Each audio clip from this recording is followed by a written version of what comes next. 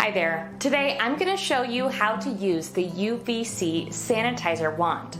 This device is perfect for killing germs at home, at work, or on the go.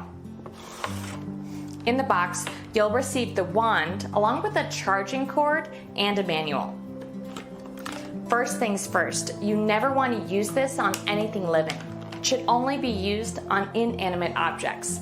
It's also a good idea to use latex gloves when you're using the device.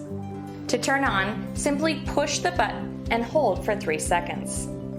You'll know when it's on when the blue light comes on. The red flashing light indicates it's in disinfecting mode, which is normal. To use the wand, hold the device 2 to 6 inches away from what you want to disinfect.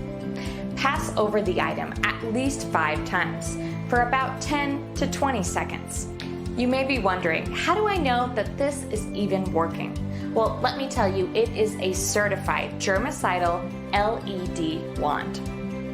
It's also really easy to charge when the battery is low.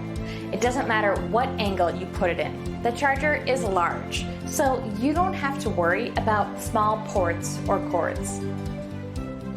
Feel better about where you live, work, or travel with this disinfecting wand.